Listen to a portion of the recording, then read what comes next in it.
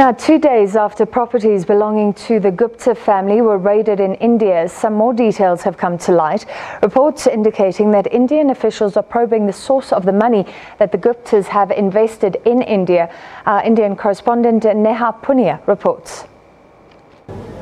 The temple that the Gupta brothers are building in their hometown of Saharanpur in the memory of their father is at the center of the investigation being carried out by income tax officials here in India.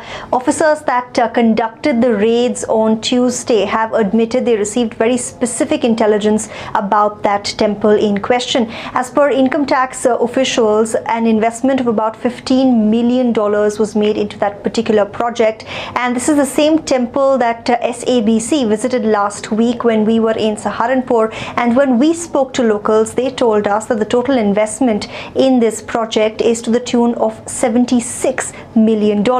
Right now, Indian agencies are trying to verify the source of the money that was put into that project and trying to ascertain whether or not this money came from Dubai. The secretary of that temple project, Rajkumar Raju, has admitted to the local media that the money did come from a foreign country, but he says that the company can account for every single penny that has come in so far. He's also reiterated the innocence of the Guptas, but there are many here in India who are saying the manner in which the Guptas have conducted their business in South Africa has put their work and their business in India on shaky ground as well.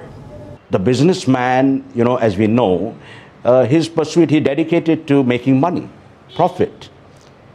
And morality is about a debate about means and ends. Obviously, the right means were not employed.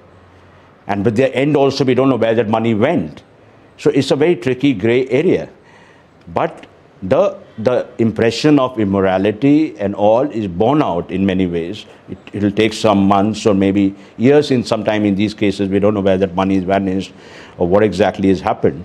Diplomatic experts say that the ongoing raids against the Guptas here in India are proof that New Delhi is already doing whatever it can to help South Africa in this matter, and that the Gupta issue is unlikely to impact the bilateral ties between India and South Africa. In our own country now there is an environment which is very much against fugitives from justice who have perpetrated fraud on banks etc. in India and have fled abroad.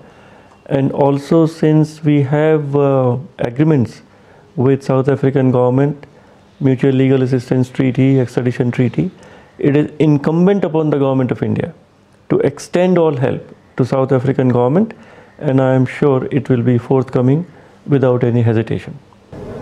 In India, enforcement directorate officials were also part of the raids and the searches that took place at Gupta properties, and the enforcement directorate is India's top agency that looks into financial crimes and probes money laundering cases as well. And if the agency does find any kind of incriminating evidence against the Guptas, it has the right and the power to attach those properties that were bought or developed using illicit funds. Now, it remains to be seen what kind of evidence officials managed to pull together in the course of their investigation, but the story of the Guptas is finally getting a lot more attention here in India.